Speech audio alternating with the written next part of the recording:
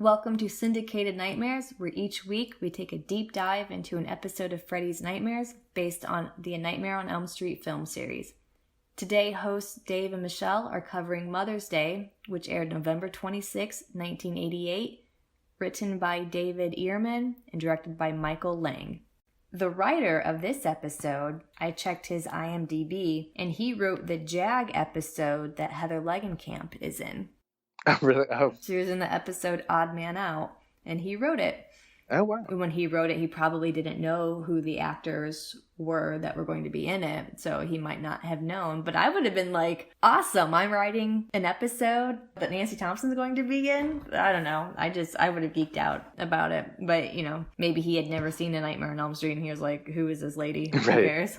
Has he done a lot, or does he just have a handful of credits? I don't remember. JAG episode is the only thing that was relatable to Freddy in any way, so I don't think he has any horror credit in his catalog. Yeah, I don't think anybody involved in this episode really has any horror experience. Mm-hmm. Yeah, but the director looks like he's been a very successful TV director.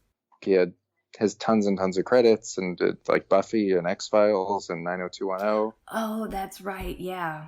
Yeah. So, I guess if you want to count Buffy as horror, you really can't, but yeah, maybe X-Files and Buffy, that's kind of scary. The synopsis for the episode is, when Billy's mother and new stepfather go on their honeymoon, he meets neighbor Barbara, who convinces him to throw a party that proves to be fatal. Meanwhile, a radio psychologist finds herself in hot water when she gives callers bad advice.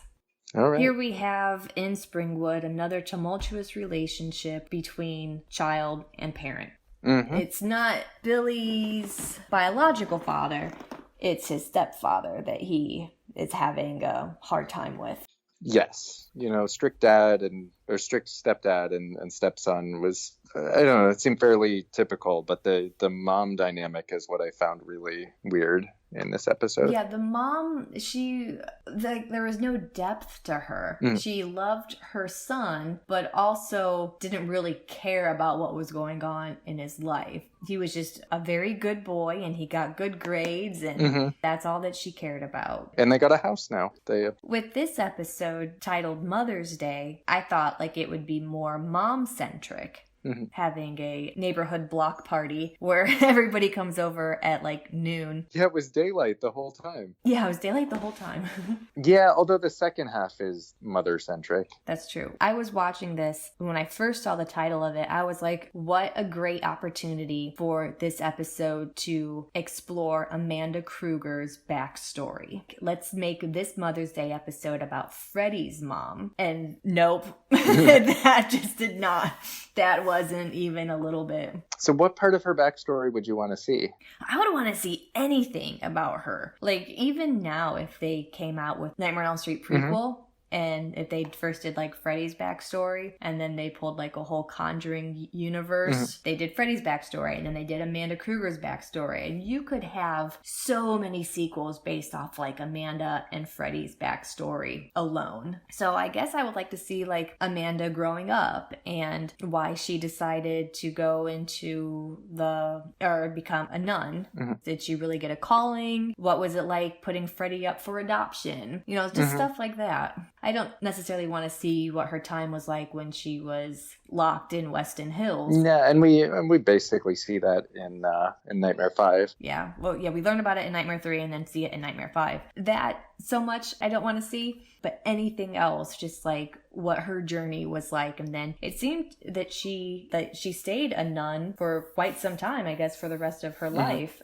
according to Nightmare 3. So that would be cool to see how she tried to help maybe emotionally disturbed kids, working as a nun that way. Yeah, it could be an inspirational thing. I gave birth to Freddy, and now I want to spend my life trying to, right that wrong through charitable work. Meryl Streep could play her. Oh, she would be great. Let's make that happen. Let's call Meryl Streep and be like, hey, any interest? Got your next Oscar right here. Maybe we could send her a tweet or something, and I'm sure she'll retweet it, and then Warner Brothers will be like, yep, let's do it. So yeah. So anyway, so I was really disappointed because I thought like, oh, they could have totally done Amanda Krueger's story and it would be brilliant. No. They had to do one about some kid and his new stepdad. Yep. What do you remember from the first half of the episode, how the story progressed? Okay, so we meet the stepdad and he's got all this hunting stuff and a big bear trap and he's a jerk. And I was a little, I mean, in Nightmare 2, it's his real dad, not his stepdad, but the whole, like, you know, we just moved into this house, you need to unpack. That was, well, so there were a bunch of things that reminded me of Nightmare 2, but that was just the whole, like, just moved and we're unpacking thing. Then, yeah, they're leaving for their honeymoon to go to Club Med. The mom, so there's this whole, like, incestuous Oedipal thing going on. There's a weird relationship between Billy and his mom, and so it starts with flowers and the mom sees them and she's like, oh, my husband is so sweet, but they're not from the husband, they're from the son, because it is actually Mother's Day. So they leave and Billy sees the cute girl across the street, and then he calls the advice show, which I don't know if I should admit this, but my guilty pleasure is listening to Dr. Laura, and she's awful, but I just find the show fascinating. This host, I mean, we'll see more of her later, but her name is Sherry Gamble. That she reminded me of Dr. Laura in that she hears, like, you know, a snippet of what the person's problem is and then is ready to, like, jump in with the assumptions and, like, well, you should just do this, with no sympathy, just like, you know, you caused this, deal with it. It actually wasn't terrible advice. I mean, you know, you're a teenager and your mom marries a jerk. There's really not much you can do. But so I wrote in my notes, you know, she's not very nice, but she's right, because she's just saying, you know, that's you know, that's the situation you're in, deal with it. It was much harsher than that. It was something like, get over that you're no longer number one in your mom's life. She has a new man now. And that's the weird, incesty thing as well. It was definitely over the top, her advice, although kind of correct. She could have softened it a little bit, like, oh, maybe, you know, you are fighting for your mother's attention and that's understandable. Maybe the three of you can go on a group outing together and start to, like, do team building exercises so you can start to live as a family and see one another as equals, blah, blah, blah. Yeah. Oh, true. That would have been better advice. Like, you know, do things together. Yeah, do things together. That's my minor in psychology coming through. You should have a call-in show. That would be great. I don't think anyone would call in, but you never know. I don't know if we're supposed to put together yet that they're mother and daughter, but they have the same last name, so it's pretty clear. So the cute girl comes over from across the street, and she's Barbara Gamble. I did not pick it up until the second half. I had no idea. Yeah, I was totally surprised. Maybe because I'd been looking at the character names on IMDb before. But she is all flirty, but, like, tells him all about Freddy Krueger. And apparently one of Freddy's last victims lived in that house, and that's why no one's moved in, which is also reminiscent of Nightmare 2, that they moved into a house that was tainted with the memory of Freddy. I've only seen Nightmare 2, like, maybe a handful of times. You've seen it a lot, right? Many, many times. Okay, yeah, so I did not pick up on any of the Nightmare 2 references at all. For the longest time, Freddy's Revenge was my least favorite Nightmare movie. So I, like, would always tuck that away on my VHS shelf. I just didn't watch it. Now that you are, like, saying all these things about it, I'm like, yeah, that's totally obvious. That's, you know, definitely something from Nightmare 2. So I'm glad you picked up on all of this, because I did not. Was it because it didn't follow the same rules as the rest of them? Is that why it was your... I think so. I never picked up on the gayness of it, for me to see that. Like, it wasn't until everyone was telling me, like, or just saying aloud, like, oh yeah, there's all this, like, homosexual context in it and everything, or subtext to it. But yeah, it was because it just did not follow the rules in Nightmare 1. Mm-hmm. I really liked Kim Myers in it, though, who played Lisa. She's great, yeah. Yeah, I liked her in it, which I didn't know at the time, but that was, like, my little lesbian crush on her. Like more so than the other final girls? Oh, no. Each time a new Nightmare on Elm Street movie came out, I just liked whatever badass girl was there. I had no idea why I liked them. I was just like, oh, I want to be like her. I want to hang out with her. And I was like, no, you just want to date her.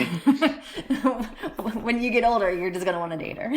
Yeah, the character is probably single because she was into a gay guy. But was Jesse really gay, or is it just Mark Patton is just so gay that it came out that way? I think I guess we're getting off track from the Freddy's Nightmare episode, but it's like the theme and the writer has said as much, is that like Freddy sort of represents his repressed homosexuality, and so like anytime so it's basically like him fighting with himself and him fighting with that aspect of himself. So, for example, he goes to Grady's bedroom at night, and Grady's attractive and shirtless, and so those feelings come up and he turns into Freddy and kills him. Well, at the end, the way that Jesse and Lisa beat Freddy is by Lisa telling him that she loves him and then kisses him, which is such like an assertive heterosexual action. What's the moral of that story? That as long as we try to act straight, you'll be okay. As long as you find a beard, you're good. Yeah, so maybe Lisa is married to Jesse right now, and Jesse has like his flings on the weekend, and Lisa's just happy with all their kids. Like, who knows? I would like a sequel just to Freddy's Revenge. Where's the fan film on that one? Yeah, that's true.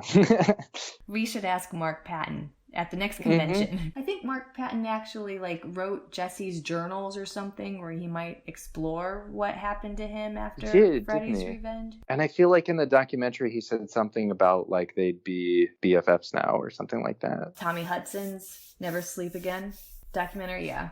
Yeah, so back to this episode, so Barbara, the cute neighbor, wants to have a party there because her house is off limits. Yeah, she was supposed to have a party at her house, but then her mom was like, no, you're not allowed. And then she finds out that her new neighbor has a vacant house for the next week, and she calls everyone in school and says, let's have a party at noon. Come over. And she leads with, I feel like you would start the call with, hey, we can still have that party, but a new location. But the first sentence she says when she calls her friend is, hey, remember Freddy Krueger? Like, that's what you lead with, that it's in the house where somebody died. Do you remember Freddy? Well, do I have a story for you? Yeah, so she invites all of her classmates over to Freddy's most recent victim's house, and they have like this full blown out party that like gets out of control within like the first 30 seconds. Yes, but not before anyone comes over. There's this whole like photo shoot dream sequence, and they end up finding sexy photos of his mom. I even wrote down sexy photos of mom. Find sexy pictures of his mom, and he just kind of dismisses it. I guess when I was 15, if I saw sexy photos of my mom, I would be weirded out by it. But now if I found them, I'd be like, oh, well, that's good for her that she felt comfortable with the person she was with at that time, and she was able to express her sexuality, and she was just comfortable in her own skin. Like, that's wonderful, Mom. Yeah, but not as a teenager. Crazy party. And I wrote down, like, does Barbara have a boyfriend or doesn't she? Because she's making out with the blonde guy, and then she's like, don't get mad, let's go up to your room. Blonde biker guy, he's got the motorcycle jacket, and he's the one who like brings all the beer, and he cranks the music up real loud, and he just starts trashing the place, like shamelessly trashing the place. So the kid, Billy, who lives there, he's obviously getting very upset because he's going to get his ass beat by his stepdad. And Barbara kind of jumps in after she gets done making out with the blonde boy. And she's like, no, it's cool. Let's go upstairs to your room. And tries to seduce him up there. So yeah, you're right. Does she have a boyfriend or not? Because her boyfriend was totally cool with her going upstairs to seduce Billy. Yeah, he didn't mind at all. A couple scenes later, we find out the party was all a dream. When Barbara comes over to ask about to introduce herself, he's like, hey, make yourself at home. And then he takes a nap on his couch. Right. And that's how he ends up dreaming about the party. I know, maybe she went into the bathroom for a long time and he sat on the couch and fell asleep. Before he wakes up on the couch, though, he dreams that his stepdad comes home. Yes. Yeah, and finds, all of his stuff is trashed. His records were broken and stepped on. All of his guns were taken out of the unlocked case. and his wine collection has someone drank it and or just smashed all the bottles. The whole like episode is about this mean, abusive stepfather. But when he came home and saw like all of his prized possessions being shattered and stomped on, I think he kind of had a natural reaction to it. Like, he was mad, but he didn't go ballistic how I thought that he would, you know? Yeah. Well, they do get into a physical altercation over it. But yeah, I mean, the house was pretty trashed. Yeah, and then they get into a fight and the stepdad's head falls into the bear trap and then ends up mounted on the wall. But I did write in my notes, bear trap for the win. Yes. When they showed the bear trap in the beginning, I didn't really think anything of it. And then it's like, oh, that's why that was there. Yeah, I kind of did. When they showed the bear trap and like him holding it, I was like, I think that's going to show up later in life, sir. You're in for a treat later. In this dream sequence, the mom comes home and she's like, she's all fine, you know. She says, we have a house. Yeah, I'm sorry, just keep going back to the like weird inappropriate relationship between Billy and his mom. It is weird because in the second episode of Freddy's Nightmares, in It's a Miserable Life. Oh, yeah. The kid dreams about making out with his mom. So it's a common theme within Freddy's Nightmares to not only have a complicated relationship between parent and child, and also to have an incestuous relationship between son and mother. Yeah, but in episode 2, it was just that one moment. That's true. So there's no party, but he's still at the house with Barbara, and they end up in bed naked together. The mom and stepdad come home, and the mom comes in, and Barbara says, I just came to borrow the phone. And the mom says, well, you borrowed my son. It's like, that's a really weird way to phrase it. Yeah, and I understand, like, the mom would be upset that her 15-year-old son is having sex, probably for the first time, with some girl that he just met. But also, there was, like, a tinge of jealousy. Yes. I wouldn't say you borrowed my son. Yeah. Then falls out the window because he has a vision of the dad. The stepdad comes in with the bear trap, and he falls out the window, which really happened. Yeah, the stepdad comes home, and the mom is in the bedroom with the son and Barbara yelling at them. The stepdad, like, is charging at him like he's gonna, like, beat him up or something. And then the son ends up falling through an open window. And he's, like, on the second story. So he falls out of the second story window onto the cement driveway. And that is coincidentally right at the time when the mom and the stepdad are coming home because the stepdad forgot his heart attack pills, something like that. So as the son is falling to his death, the mom and stepdad are driving up. Son falls and he's like about to die because head wound, whatever happens when you fall head first onto cement. Yeah, and so the mom like is out there like cradling him as he's dying, and then Barbara looks out the window and she's just like, I was borrowing the phone. Yes. It was just such an awkward moment between Barbara and the mom, and the mom's like, who the heck are you? Right. Or doesn't she also say, like, I only left him for a minute? Yes. But he's not like this, like, I don't know, mental case that you can't leave alone. And then the stepdad dies in the car because he didn't have his heart medication. Yeah.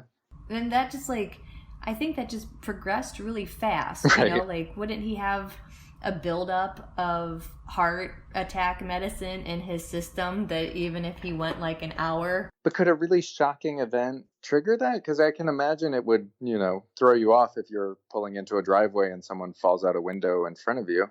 That's very true. But for it to be a traumatic event, don't you have to, like, care about the person? True. Well, I think if that happened to me, and even if it were a random stranger falling out a second story window in front of my car, I think I'd still be traumatized a bit. Well, with the random stranger, I think, yeah, because there's empathy for that one.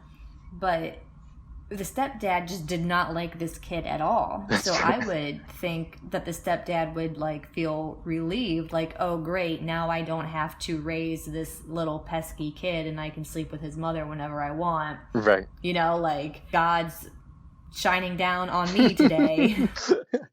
Everything's coming up, Al. Yeah, but Billy does survive because it's referenced later that Barbara is being accused of attempted murder, so he does not die from the fall.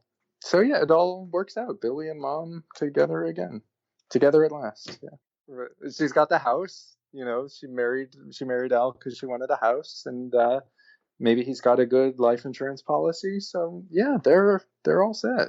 Well, she'll probably want to move to a different house if Billy is paralyzed, because there's a lot of steps. Unless, well, did they have the motorized chair that goes up the stairs? Well, did they have that in 1988? Yeah, because Gremlins came out in 84. Oh, okay. Oh, yeah. So they definitely had it. Okay. All right. Well, she's set. She doesn't need to worry about anything. She's good. Yeah. All right. That part of the story is over, and we move on to Sherry Gamble, who is a radio psychologist that works for the radio station WDBX.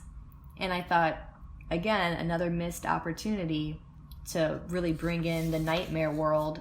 Why couldn't they have it be radio station KRGR that's in Nightmare 1? Well, one reason might be because it's in... So Springwood is supposed to be in Ohio on the show, or is it not clear? It's not clear. Okay. I was going to say, because an Ohio radio station would begin with W, not with K.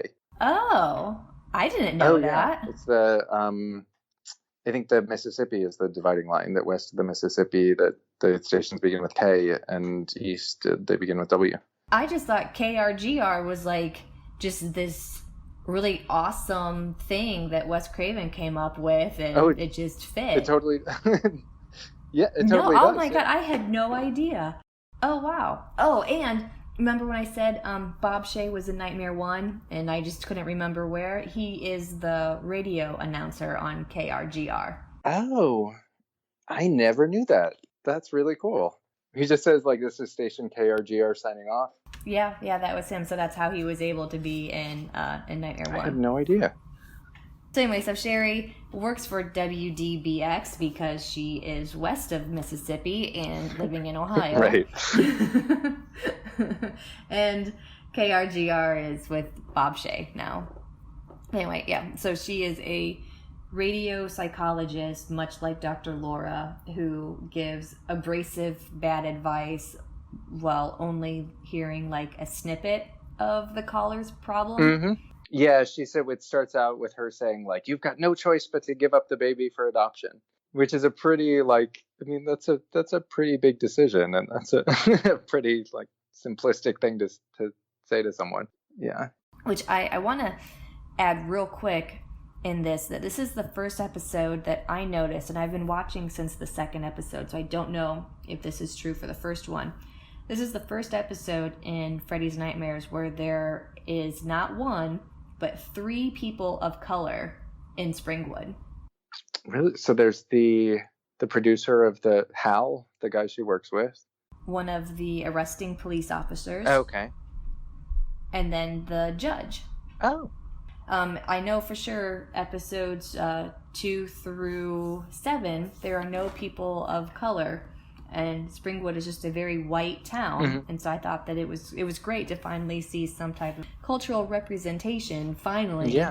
Yeah, I mean, it took the movies a few installments as well to get away from all white casts. Yeah, well, Nightmare 3 and Nightmare 4. Mm-hmm. And then we had Doc is in Freddy's Dead. Mm-hmm. And then... in New Nightmare, we have whatever the doctor's name is. Dr. Hefner, I think is her name. Yes. Mm-hmm. Yeah, I don't think we have people of color in Nightmare 5. Sure we do. Yvonne. Recall. Oh, yes. Oh, duh. Sheila. Yes. Yvonne. Sheila is 4. Yvonne. Fuck. Fuck. Yeah. Mm-hmm. Sheila is in 4. Mm-hmm. Yvonne is in 5. Yes. Okay, yeah. So, well, I guess Nightmare 1 and Nightmare 2 being the only... Yeah. 2 movies that don't, I mean, that's not excusable by any means, but it's not absolutely terrible. Like the whole entire series didn't have people of color. Right. So at least they learned their lesson early on as much as possible. Mm-hmm. And And now now I'm like thinking about Friday the 13th movies in my head, and I can't remember any people of color in the first two. No, I don't. In the first two, I don't think so. Is there African American character in part 3? There is, but they're like members of a biker gang, so I don't know if that if that really diversity's come a long way since then, or on-screen diversity, but still got a ways to go. But speaking of issues of like cultural relevance, like one of her calls that you just hear a snippet of, but she's like, nobody wears a string bikini to a college pool party without expecting that to happen. It's like, that's a horrible thing to say. That's horrible. You're shaming the victim, first of all, and then you're kind of putting an expectation on her that just because she's dressing a certain way that's just going to happen, you know, and if you don't dress a certain way, then you'll be safe. And it's like, no, Dr. Gamble, that's not how this works. Right. Not at all. I guess as we see, Dr. Gamble is dressed very conservatively, and she gets put through hell. So here we have again the psychologist Sherry Gamble and her daughter barely have a relationship, and her daughter is Barbara from the beginning of the episode. Typical Mother's Day episode where the mom and daughter just don't get along. Yes, but I thought so. The daughter calls her the radio call-in show because she's being accused of attempted murder from Billy falling out the window, which doesn't really make sense because she has no motive to push him out the window. But yeah, she calls. Hal won't put her through, and then she immediately calls back pretending to be a caller, and he doesn't recognize that, you know, it's her again. It's her calling back. The mom doesn't recognize her own daughter's voice. I wrote that in my notes too. Like, really? You don't even recognize your own daughter's voice? Okay. Yeah, fun story. My brother called in to Dan Savage, Savage Lovecast, and I didn't know, but I listened to that podcast, and I was just listening once, and yeah, my brother's voice comes on, and it took me, you know, all of 3 seconds to recognize that. Yeah. So anyway, the daughter Barbara calls into the station because she can't get through as the daughter, so she calls in as like as a person with a fake problem, and she gives herself the identity of Weeping Wendy. And she says to her mom, like, oh, I'm being accused of attempted murder. I don't know what to do. And what does Dr. Gamble advise her to do? It gets into, she says, call your parents. And she says, you know, my father's not in the picture. I can't get through. You know, my mom doesn't listen to me. I can't get through to her. And she says, you're an orphan. Start making your own decisions. And she's like, I will, Mom. Yes. But Dr. Gamble still has no clue, like, that's her daughter calling. Oh, so. I thought she put it together.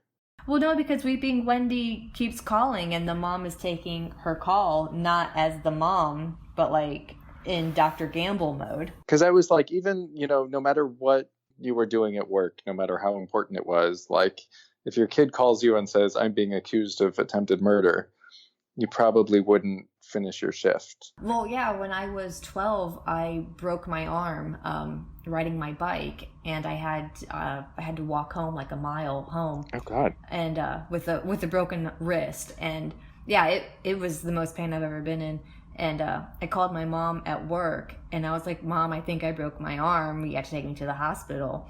And my mom worked like maybe 10 minutes away from the house, and I think I just said, Mom, I broke my arm, and like my mom hung up the phone, and she was at the house within like 5 minutes. I've never seen my mom's car pull into the driveway as fast as it did that day. Yeah, I think that when your child calls you at work with some type of medical emergency or maybe law emergency, that, you know, you should put things on hold, maybe take a sick day, a vacation day, and, you know, deal with family matters.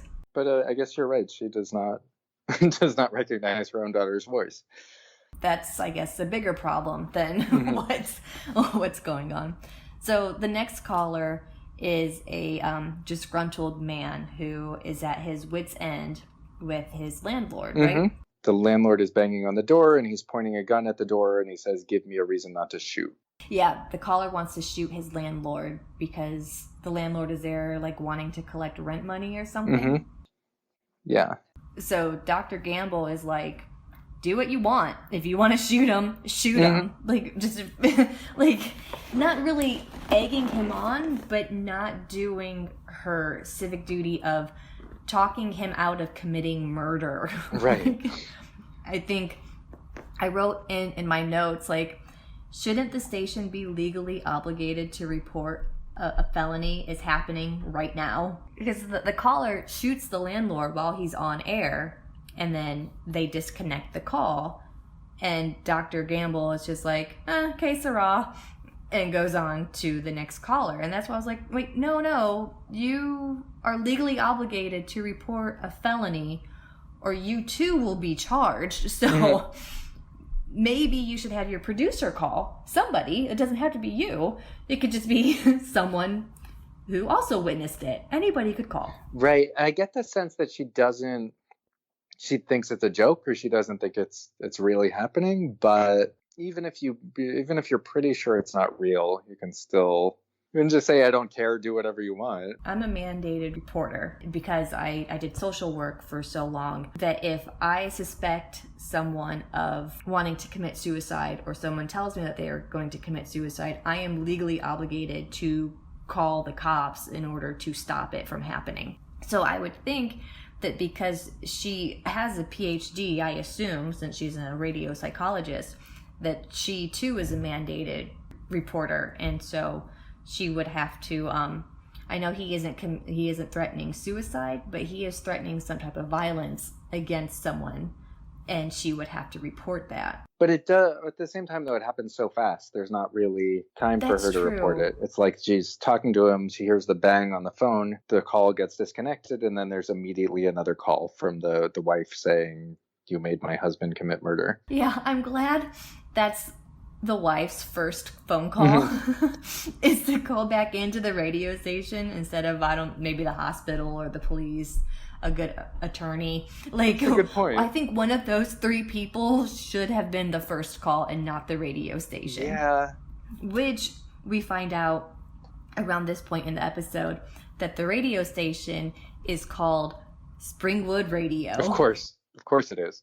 I guess, yeah, maybe it was like the standoff, and the wife was like, trying to talk him down, and he wouldn't listen to her. And she's like, well, before you do anything, call this radio psychologist. And she was sure the radio psychologist was going to tell him not to.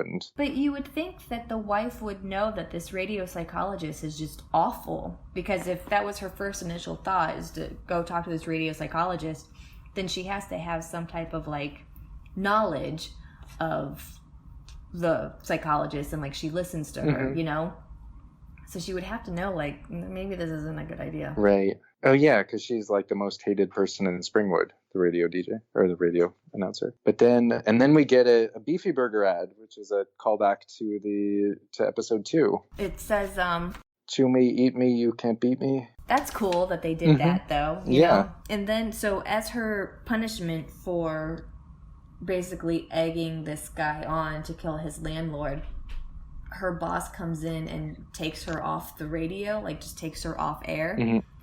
And somebody says it might, I don't know if it's her boss or a police officer, somebody in there refers to her as an acid tongue shrink. And that was like such a great insult. Yeah. I like the storyline that, just sort of the tables are turned, and she's she thinks of herself as the successful radio personality, but then she's, through these nightmares, she's confronting the fact that she's kind of awful and nobody likes her. And she calls the police, and the police officer says, if you need help, call yourself. So she's arrested for what? Oh, accessory to murder. Did you notice anything funny about her personal jail cell that she had? No, I don't think so. What did I miss? She had her own phone in there. Oh yeah, because Weepy Wendy was calling her. I didn't even think about that you wouldn't have a phone in a jail cell. She's going through a court trial, and is it a dream court trial? I think it is. It must be a dream court trial, because he's sentenced to death by firing squad, and then they give her a gun. Yeah, that's true. And so that's when the story kind of like derailed a bit. Right. Then towards the end of the episode, we find out that she is released from, or she tries to commit suicide, or it looks like she's trying to commit suicide, but in her dream she gets hung by like a noose in the middle of the court. And then when her attorney comes in to her jail cell, she has her bed sheet wrapped around her neck, which was very much like Rod Lane in Nightmare 1. Yeah, I didn't even think about that. Bed sheet is tied around her neck, and her attorney is like, she tried to commit suicide, and he wakes her up and he's like, good news, there's lack of evidence, so the charges are being dropped. Which I totally didn't get, because there's no, like, the facts are not in dispute. So I'm like, you can argue whether or not she's guilty or something, but it's not a case of evidence versus not having evidence. I wrote down, what kind of judicial system do they have in Springwood? Because not only did they forget to sign the search warrant in the right place for Freddy for his trial, but for this one, they said it's lack of evidence, but isn't everything that happened on air? Right, Don't exactly. They have a recording of it? We know exactly what she did and what she said. All charges are dismissed due to lack of evidence, and that just isn't how any of this works.